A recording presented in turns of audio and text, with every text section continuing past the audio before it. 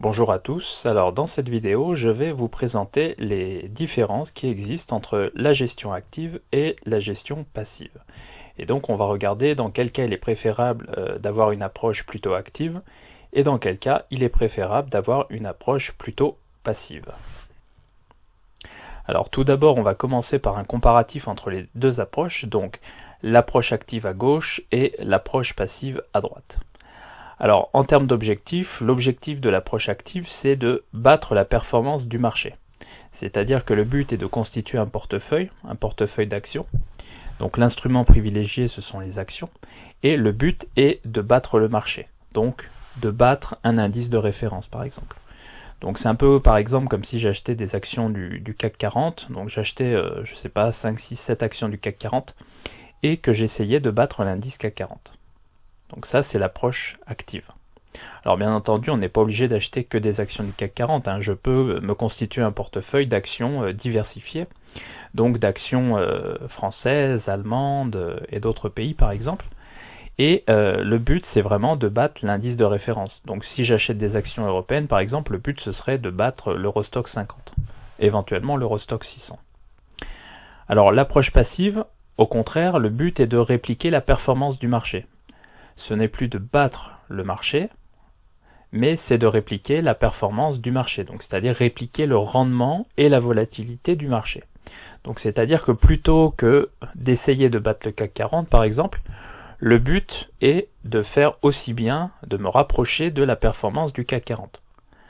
Alors dans ce cas, bien entendu, les actions ne sont plus l'instrument privilégié, mais l'ETF devient l'instrument privilégié. Et donc le but ici, c'est d'acheter par exemple un ETF CAC 40 pour répliquer la performance du CAC 40. Alors si je veux me diversifier davantage, je peux également faire l'acquisition de plusieurs ETF. Donc par exemple un ETF CAC 40, un ETF DAX.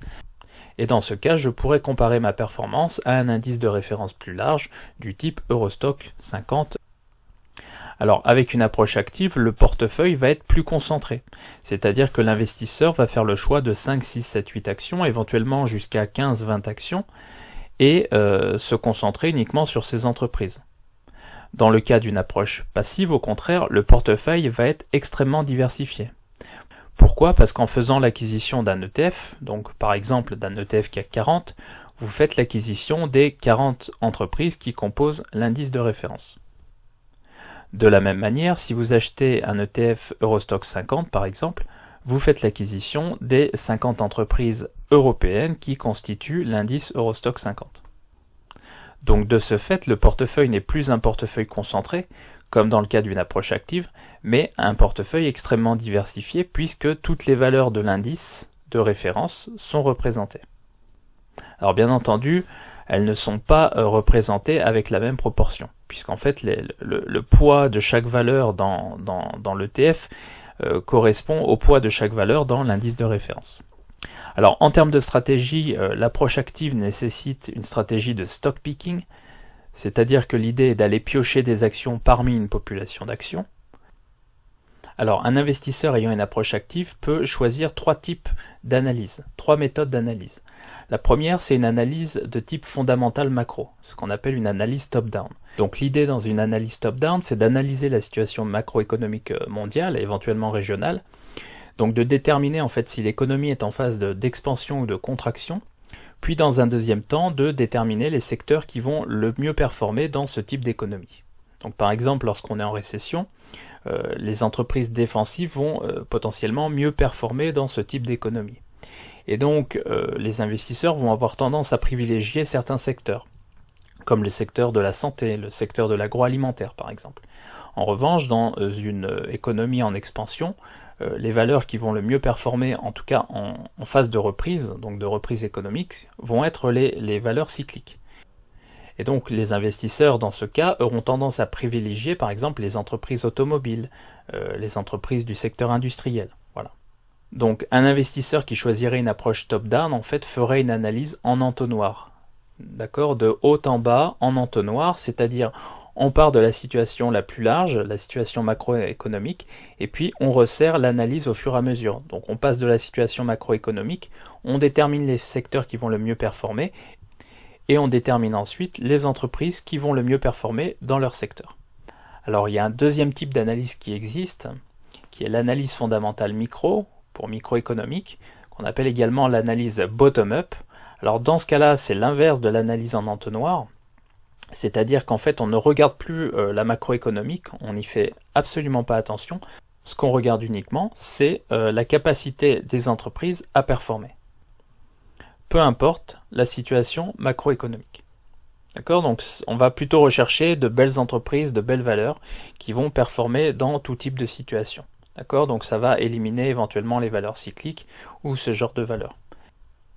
Alors il y a potentiellement un troisième type d'analyse qui est utilisé, généralement en complément des deux autres, et parfois même pas utilisé du tout, c'est l'analyse technique. Alors l'avantage de l'analyse technique, c'est qu'elle permet de naviguer à vue, elle permet d'avoir des points de repère. D'accord? Pour autant, elle ne nous dit pas ce qui va se passer à l'avenir. Donc c'est parfois un outil utilisé en complément d'une analyse plus fondamentale, d'accord, pour avoir des points de repère, notamment au niveau technique, pour savoir si une action par exemple est survendue, extrêmement survendue ou potentiellement à son prix.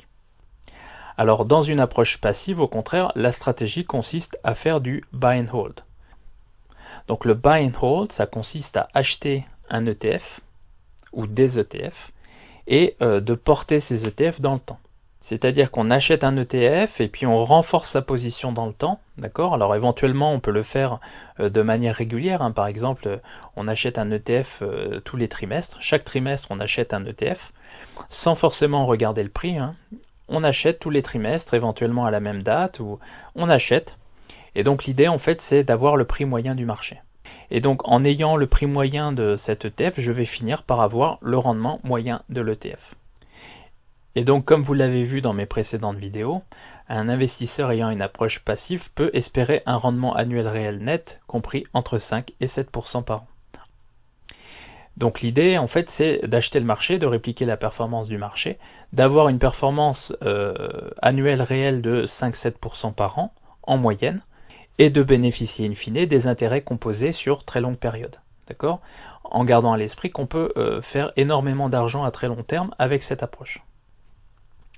Alors en termes de croyances, les investisseurs ayant une approche active ont plutôt tendance à croire à l'inefficience des marchés, c'est-à-dire que l'information n'est pas toujours reflétée dans le prix à chaque instant.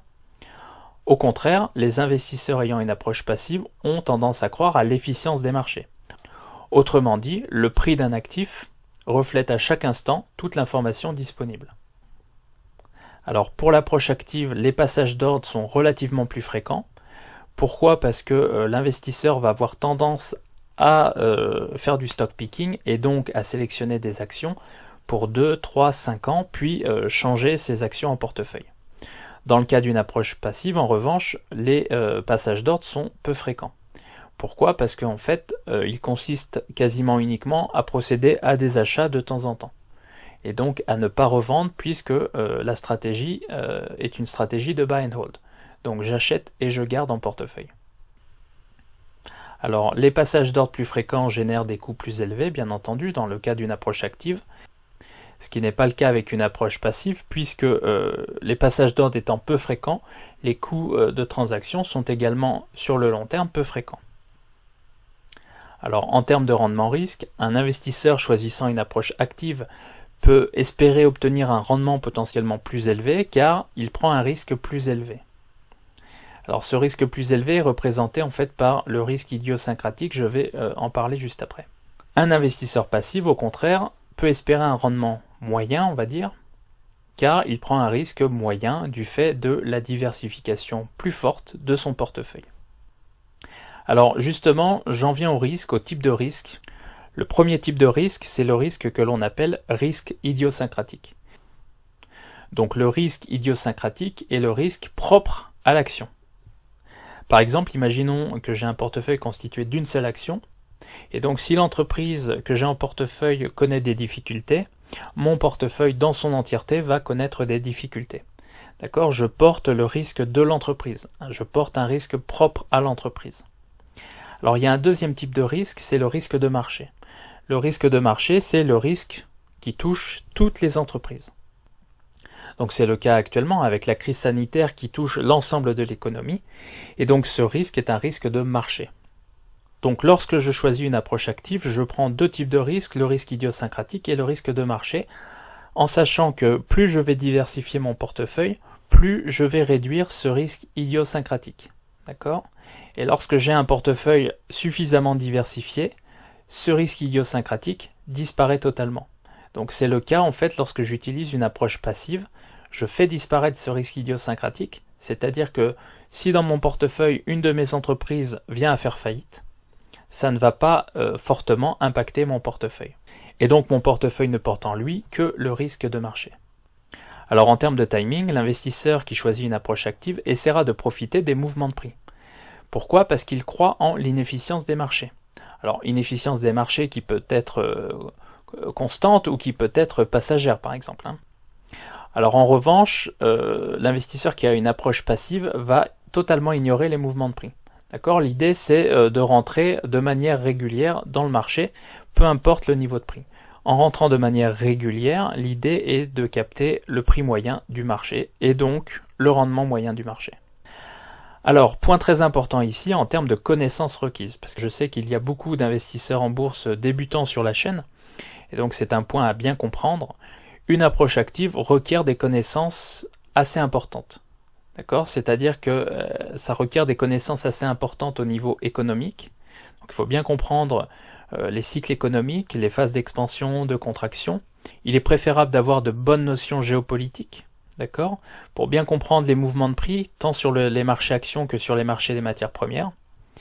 Et ça nécessite également des bonnes connaissances microéconomiques, donc au niveau des entreprises. Enfin, il est important, je pense, d'avoir une bonne connaissance historique des marchés, ce qui permet également d'avoir des points de repère dans le temps. Puisqu'en fait, l'histoire sur les marchés a tendance à se reproduire. Alors jamais de la même manière, mais elle a tendance à se reproduire, alors à chaque fois avec un catalyseur un peu différent, mais les conséquences sont généralement les mêmes. Donc c'est-à-dire que lorsque l'on veut avoir une approche active, il faut se donner les moyens d'apprendre, donc ça nécessite beaucoup de lecture. Alors c'est passionnant, d'un point de vue intellectuel, moi c'est quelque chose à titre personnel que j'adore.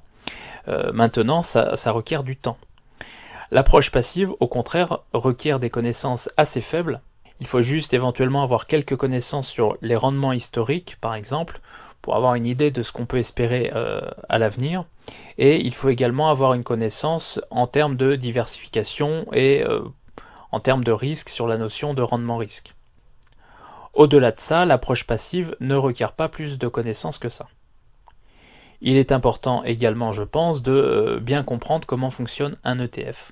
Voilà, donc ça c'était un comparatif dans les grandes lignes entre l'approche active et l'approche passive. Donc vous voyez, ce sont deux approches diamétralement opposées.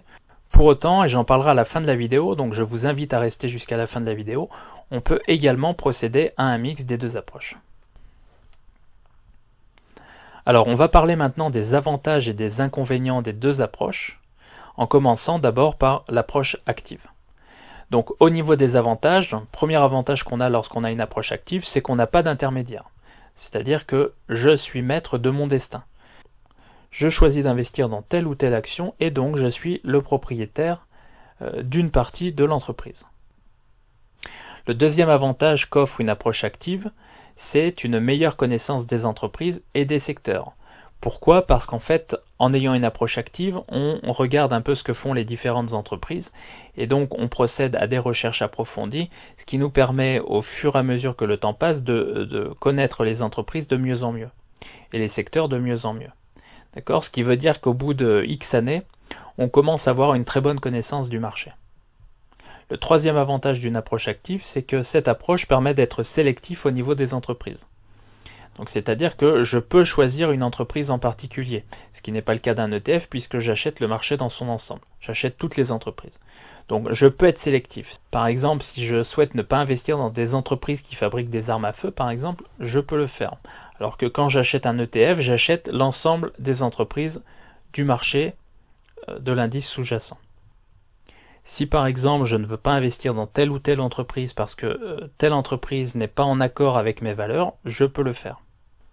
Alors le principal inconvénient d'une approche active, c'est que c'est chronophage, c'est-à-dire que ça requiert pas mal de temps de travail. Alors bien entendu, quand c'est une passion, ce n'est plus vraiment du travail, mais plutôt un centre d'intérêt. Le deuxième inconvénient potentiel, c'est que le portefeuille est potentiellement plus concentré. Pourquoi? Parce qu'il est difficile de suivre de très nombreux titres, parce que ça prend justement beaucoup de temps. Ce qui fait qu'au final, un investisseur ayant une approche active aura tendance à avoir un portefeuille plus concentré avec plusieurs titres allant de 5, 6, 7, 8 à 20, 25 titres maximum et qu'il ne pourra pas forcément suivre tous ces titres en détail. Autre inconvénient, et notamment dans un PEA, c'est l'accès limité à certaines actions. C'est-à-dire qu'en fait, dans un PEA, on a accès aux actions d'entreprises dont le siège social est dans l'Union européenne, ou éventuellement dans l'espace économique européen, donc c'est-à-dire l'Islande, le Liechtenstein et la Norvège. Pour autant, on n'a pas accès à des entreprises américaines, à des entreprises coréennes, à des entreprises japonaises par exemple, et donc on a un champ d'intervention limité. Dernier inconvénient, c'est la taxe sur les transactions financières, qui est donc de 0,3% à chaque achat sur les entreprises ayant une capitalisation boursière supérieure à 1 milliard d'euros au 1er janvier de chaque année. Voilà, donc ça c'est une taxe qui touche uniquement les actions françaises, pour autant ça peut présenter certains inconvénients, surtout si on fait beaucoup d'allers-retours dans son portefeuille. Alors, avantages et inconvénients de l'approche passive. Alors au niveau des avantages, c'est un peu l'inverse de l'approche active, c'est-à-dire que l'approche passive est peu chronophage, la gestion passive requiert extrêmement peu de temps, ça peut être une demi-heure par mois par exemple. L'autre gros avantage, c'est la diversification. Alors là, j'ai précisé pour les indices larges parce qu'effectivement, il est possible d'acheter des ETF sur certains secteurs, mais dans ce cas-là, vous êtes extrêmement concentré sur un secteur et vous n'êtes plus diversifié au sens large. Donc la diversification est vraie pour les indices au sens large, c'est beaucoup moins vrai pour les indices sectoriels. Alors l'autre gros avantage, c'est l'accès aux marchés internationaux, donc hors Union européenne, dans un PEA. C'est-à-dire par exemple que grâce à un ETF, je peux mettre des actions américaines, des actions coréennes, des actions brésiliennes dans mon PEA. Enfin, dernier avantage, l'approche passive permet d'être sélective au niveau des secteurs. Donc on peut choisir un secteur en particulier. Alors ça contredit un peu ce que j'ai dit ici. En fait, l'idée, c'est que si à un moment je souhaite surpondérer un secteur, je peux le faire grâce à un ETF. Supposons par exemple que je souhaite surpondérer le secteur pétrolier, en ce moment, qui a beaucoup souffert ces derniers temps. Je peux très bien mettre en portefeuille un ETF qui se concentre uniquement sur le secteur pétrolier. Et dans ce cas, je vais surpondérer le secteur pétrolier. Donc c'est-à-dire que l'idée, c'est pas de le faire à vide, c'est-à-dire de ne pas mettre un seul secteur en portefeuille, mais éventuellement d'ajouter un ETF sectoriel en portefeuille. Alors parmi les inconvénients, et il y en a plusieurs lorsqu'on a une approche passive, le premier inconvénient est qu'on repose sur un intermédiaire, donc on dépend de l'émetteur. Donc dans ce cas-là, je ne suis plus maître de mon destin, mais je suis dépendant de l'émetteur. C'est-à-dire que si à un moment l'émetteur vient à rencontrer des difficultés, je peux également rencontrer des difficultés. Ça c'est le premier point important à bien comprendre. D'où l'idée éventuellement d'avoir en portefeuille des ETF de différents émetteurs. Le deuxième risque, c'est le risque de contrepartie, en particulier pour les ETF qui ont une réplication synthétique, donc qui utilisent des swaps, puisqu'en fait une réplication synthétique repose sur une contrepartie. C'est-à-dire que l'émetteur a un portefeuille constitué d'un panier, et il va échanger le rendement de son panier d'actions avec le rendement du panier d'actions d'une contrepartie. Bien entendu, si cette contrepartie venait à rencontrer des difficultés financières, cela pourrait impacter la performance de l'ETF. Autre inconvénient, des frais de gestion annuels. Donc c'est-à-dire que sur un ETF, les frais de gestion annuels vont être en moyenne de 0,3% par an. Donc on dit souvent que les frais de gestion sont faibles en comparaison aux OPCVM, qui ont des frais de gestion généralement entre 1 et 2% par an. Pour autant, ce sont des frais de gestion que l'on n'a pas à payer lorsqu'on investit en actions, même si on a éventuellement une taxe sur les transactions financières à payer une fois à l'achat. Ce qui veut dire également qu'il est préférable de privilégier les ETF ayant les frais de gestion les plus faibles. Alors, dernier inconvénient au niveau de l'approche passive, c'est que l'allocation de l'ETF est parfois obscure. C'est-à-dire que premièrement, il est parfois difficile de connaître l'allocation au-delà des 10 premières lignes du portefeuille. Et deuxièmement, l'allocation est parfois obscure, notamment au niveau des ETF à réplication par échantillonnage et des ETF à réplication synthétique, donc via des swaps. Alors ici par réplication, j'entends réplication physique, c'est-à-dire qu'en fait on prend un indice et on réplique cet indice exactement à l'identique. Et donc une réplication physique consisterait à acheter les 40 entreprises du CAC 40, dans la même proportion que l'indice. La réplication par échantillonnage consiste à répliquer l'indice avec un nombre restreint de titres. Alors pour le CAC 40, ça consisterait à répliquer l'indice CAC 40 avec par exemple 36 valeurs du CAC 40 au lieu des 40 valeurs. L'idée d'une réplication par échantillonnage, c'est de ne pas répliquer les valeurs les moins liquides. Pourquoi? Parce qu'au final, le rendement de l'ETF va être quasiment identique à l'indice de référence et l'émetteur va pouvoir limiter ses frais dans les actions les moins liquides. D'accord? Puisque moins une action est liquide, plus ça va engendrer des frais de transaction. Alors on va maintenant s'intéresser aux faits et regarder un peu la différence dans les faits des deux approches. Alors le premier point à noter, c'est que les investisseurs particuliers ne surperforment pas l'indice large. Il y a une étude de Barber et Odin qui date de 1996 et qui montre qu'au bout de 5 ans, donc ça porte sur le marché américain, au bout de 5 ans, le rendement annuel réel de l'indice S&P 500 était de 17,8%. Le rendement annuel réel des investisseurs particuliers américains sur la même période n'était que de 14,1%. Donc pris dans leur ensemble, vous voyez, les investisseurs particuliers ne surperforment pas l'indice large. Et c'est le cas dans tous les pays, d'accord, puisqu'il y a de nombreuses recherches académiques qui montrent que les investisseurs particuliers dans leur ensemble ne surperforment pas les indices larges. De la même manière que les investisseurs institutionnels dans leur ensemble, sur très longue période, ne surperforment pas les indices larges. Donc sur très longue période, et ça c'est ce qu'il faut retenir, l'indice large fait mieux que 95% des investisseurs. Donc ça plaide vraiment en faveur d'une approche passive. Alors en Europe, maintenant, les OPCVM ont des frais de gestion de 1 à 2% contre 0 à 1% pour les ETF. Donc en fait, la différence de frais de gestion entre les deux va venir impacter le rendement final. Et donc, dans les faits, la performance brute des OPCVM et des ETF est assez identique. J'ai ici récupéré une étude de l'ESMA, donc datée de 2018, sur la période 2009-2018. Alors cette étude nous montre qu'au bout de 7 ans, le rendement brut des OPCVM actifs, donc ayant une approche active, est de 10,4%. Le rendement brut des OPCVM passifs est lui de 10,3%. Donc ce sont des OPCVM, donc des fonds de gestion, qui vont demander des frais de gestion de 1 à 2% et qui utilisent une approche passive. Donc dans ce cas, le rendement brut est de 10,3%. Ce qu'on voit surtout, c'est que le rendement brut des ETF, qui réplique l'indice large, est de 10%. Autrement dit, la différence entre les trois est extrêmement faible. Mais les ETF, eux, surperforment les OPCVM quand on tient compte des frais de gestion, donc sur longue période. C'est-à-dire qu'une fois qu'on déduit les frais de gestion annuels, les ETF surperforment les OPCVM en Europe, que ceux-ci soient actifs ou passifs. Alors bien entendu, j'ai précisé ici sur longue période, puisqu'en fait on le voit dans l'étude que c'est vrai sur 7 ans, c'est pas forcément vrai sur 1, 2 ou 3 ans. Donc à très court terme, les OPCVM actifs peuvent surperformer les ETF, donc sur 1, 2, 3 ans. Par contre, à plus long terme, les ETF surperforment toujours les OPCVM. Conclusion, à très long terme, la gestion passive présente quand même de très solides arguments. Alors il y a cependant deux problèmes. Le premier problème est révélé par la Banque des règlements internationaux, donc en anglais la BIS, qui dans un article publié en mars 2018 relève les points suivants. Premièrement, ce qui ressort de cet article, c'est que les gestionnaires de portefeuille passifs ne s'intéressent guère aux attributs idiosyncratiques, donc propres à chaque entreprise, des titres individuels d'un indice.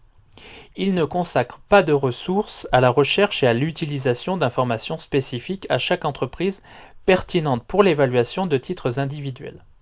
En effet, ils ont freiné les efforts des investisseurs actifs à cet égard.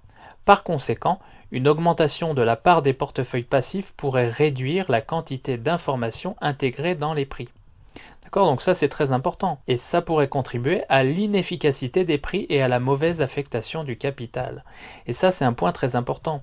C'est-à-dire qu'effectivement, si demain tout le monde a une approche passive, il n'y a plus de découverte des prix. Et donc tous les actifs deviennent potentiellement mal valorisés. D'accord? Donc ça veut dire qu'on a des titres surévalués et des titres sous-évalués. Et ça, c'est un des problèmes fondamentaux de l'approche passive. Puisque si l'approche passive génère des problèmes d'inefficience du marché et des mauvaises allocations du capital, ça veut dire qu'il va y avoir des opportunités pour les investisseurs ayant une gestion active. Le deuxième point important, et celui-ci est mis en avant par Michael Burry, donc, qui est connu pour avoir anticipé l'explosion de la bulle Internet en 2000 et l'effondrement de la bulle immobilière aux États-Unis en 2007. Et je vous renvoie au film The Big Short, tiré du livre de Michael Lewis. Donc pour Michael Burry, qui est un gérant de hedge fund, et qui a généré des performances, il me semble, entre 2000 et 2008 d'environ 22-23% par an en moyenne, donc selon lui, il y aurait actuellement une bulle sur les ETF, au point que la plupart des fonds investis dans les ETF sont investis dans les principales capitalisations boursières du monde. Alors pourquoi? Parce que les ETF, comme on l'a vu juste avant avec les réplications par échantillonnage, ne peuvent investir leurs fonds que dans les valeurs les plus liquides. Et donc, ces valeurs liquides étant les valeurs les mieux capitalisées, en fait, l'essentiel des fonds vont vers ces valeurs les plus capitalisées. Alors tout ceci, selon Michael Burry, crée de grosses inefficiences dans le marché. Et en fait, on revient à ce que dit la Banque des règlements internationaux. Alors, selon Michael Burry, en fait, les méga caps sont largement survalorisés. Alors, il pense notamment aux méga caps du secteur des technologies, donc les GAFAM par exemple, pour lui sont largement survalorisés. En revanche, les small et mid caps sont peu suivis par les analystes et donc peu représentés dans les ETF. Et donc pour Michael Burry, c'est potentiellement dans ce genre de marché qu'il faut aller puiser des valeurs pour un investisseur actif. Voilà, ça c'était une petite parenthèse, mais je pense que ça valait le coup d'être intégré dans cette vidéo. Donc plutôt que de choisir une approche active ou une approche passive, l'idée est ici de mixer les deux au travers d'une approche qu'on appelle core satellite. Donc l'approche core satellite consiste à avoir dans son portefeuille une partie core, donc une partie cœur, une partie centrale, et une partie satellite. Donc avec cette approche, on va avoir une approche passive au niveau de la partie core et une approche active au niveau de la partie satellite. Donc je vous ai mis ici l'exemple d'un portefeuille core satellite, avec un portefeuille composé ici à 75% d'ETF et à 25% d'actions. Donc vous voyez qu'ici on a une partie core, donc une partie centrale qui est une partie passive.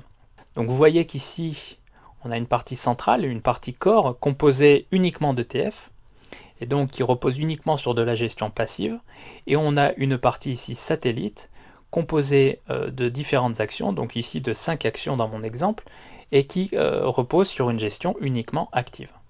Alors l'avantage de cette approche, c'est qu'en fait vous avez effectivement le meilleur des deux mondes.